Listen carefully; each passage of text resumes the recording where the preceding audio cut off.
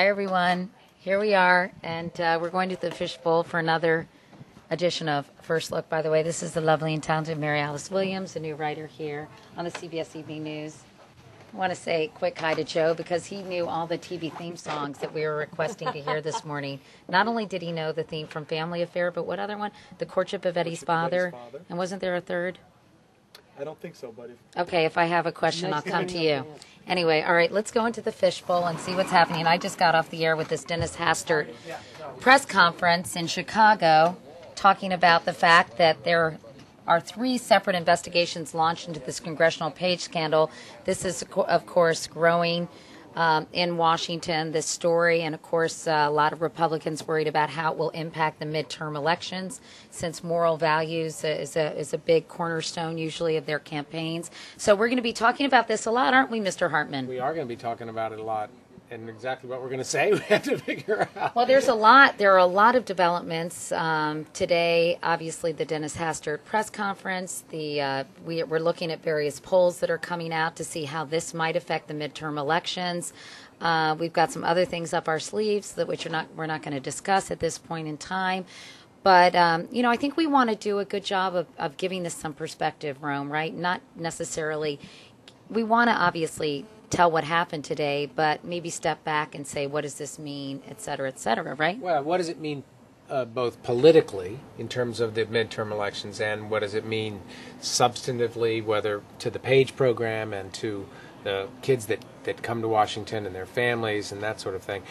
You know, it is hard to sort through all of the details and figure out exactly what's significant and what went on, especially because such a political cast has been tossed over. We want to mention, too, we have an interesting story about side airbags, which I actually watched on the morning show this morning, and how important they are and how they could save an estimated 2,000 lives a year. And it made me wonder if I have side airbags in my minivan. I know, pathetic loser car. I have a minivan. But do you have side airbags in your car? Do you know? I remember when I bought a car a year or two ago for my kids, my teenage boys, to share. I actually looked into it because there are options on a lot of But don't they have models. to be head and shoulder side airbags? In other words, they have to be a certain kind. The whole idea is to protect your head. But aren't there some room where you have side airbags, but they're not high enough? Or am I crazy? I don't know. That could be a separate issue. You know what, though? We should make sure that on the web tonight we have a rundown of all the models and who has side airbags and who don't. And some, it's standard equipment, and other models, it's optional, and you have to pay extra for it. And I remember because I paid extra to put it on the car that I bought.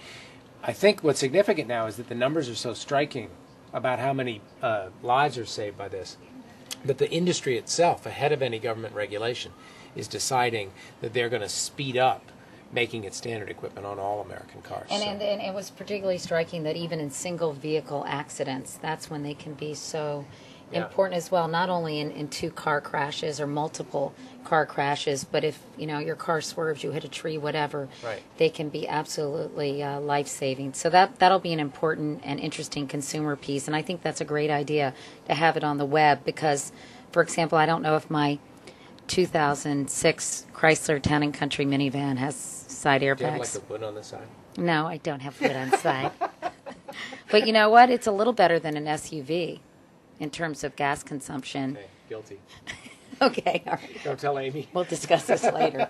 Okay, anyway, so that's a look at First Look. And what about the show closer tonight is a really sort of heartwarming story from Iraq, right? Yeah, that's right. It's a story about a soldier who fell in love while he was in Iraq on deployment, and to bring back his lover, but we're not going to tell you who or what. Lava is the name of his lover. But you're going to have to watch if you want to find out exactly who he fell in love with and how he got her home.